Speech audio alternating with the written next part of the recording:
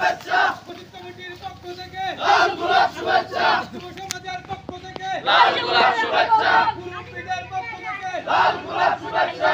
নারায়ে তাকবীর, আল্লাহু আকবার। এইভাবে কিন্তু রাজকীয় বিদায় আসলে সরাসরি দেখতে পাচ্ছেন। কুমিল্লা জেলার বুড়িচং উপজেলার ঐতিহ্যবাহী বারলা শাহ ইসরাইল এবং শাহানুদ্দিন কেন্দ্রীয় জামে মসজিদের জনাব আলহাজ কারি মাওলানা মোহাম্মদ আব্দুল খালেক হুজুরকে আজকে বিদায় দেওয়া হচ্ছে, যিনি ২রা আগস্ট ১৯৯৮ সালে বারলা শাহানুদ্দিন এবং শাহ ইসরাইল জামে মসজিদে যোগদান করেছেন এবং ২রা আগস্ট ২০২৪ আজকে প্রায় ২৬ বছর তিনি মুয়াজ্জিন এবং সহকারী ইমাম হিসেবে দায়িত্ব পালন করেছেন। এছাড়াও তিনি বারলা শাহ ইসরাইল কামিল মাদ্রাসায় প্রায় ৪০ বছর তিনি শিক্ষকতা পেশায় ছিলেন।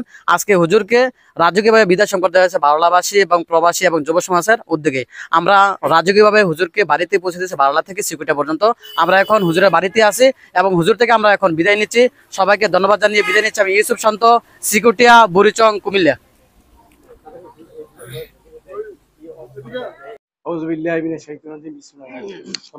আসসালামু আলাইকুম। আমাদের সম্মানিত ইমাম এবং মুয়াজ্জিন ছিলেন বারলা কেন্দ্রীয় জামে মসজিদের হুজুর দীর্ঘ ২৬ বছর আমাদের মসজিদে ছিলেন এবং আমাদের মাদ্রাসায় দীর্ঘ ৪০ বছর শিক্ষকতা করেছেন। হুজুর অত্যন্ত ভালো মানুষ ছিলেন। আজকে হুজুরকে আমরা বিদায় দিচ্ছি সকল গ্রামবাসী, মসজিদ কমিটি সহ। আমরা হুজুরের জন্য দোয়া করি, আল্লাহ যেন হুজুরকে সুস্থ রাখে, ভালো রাখে। আসসালামু আলাইকুম। আসসালামু আলাইকুম। আজকে বিদায়ী সবাই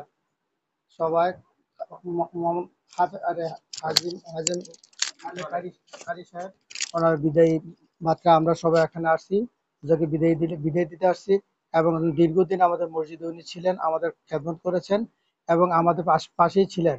ওনার জন্য আমরা দীর্ঘ কামনা করে এখানে শেষ করছি। আসসালামু আলাইকুম। আমরা ফিরে যাচ্ছি। আসসালামু আলাইকুম হুজুর। ওয়ালাইকুম আসসালাম। হুজুর আপনি কত বছর ছিলেন আমাদের বারলা শাহানুদ্দিন?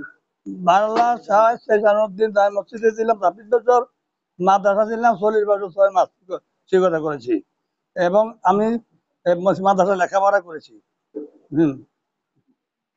বাংলাভাষীর জন্য আপনি কিছু কথা বলেন।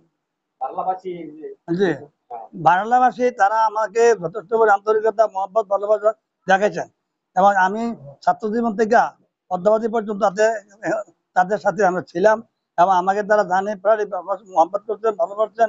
কারণ আমি তাদের কৃতজ্ঞতা শেষ করতে পারবো না।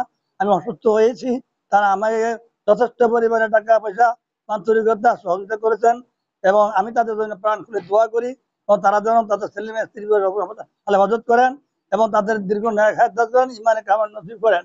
আল্লাহ পাক সকলকে ভালো রাখেন, সুস্থ রাখেন। ধন্যবাদ।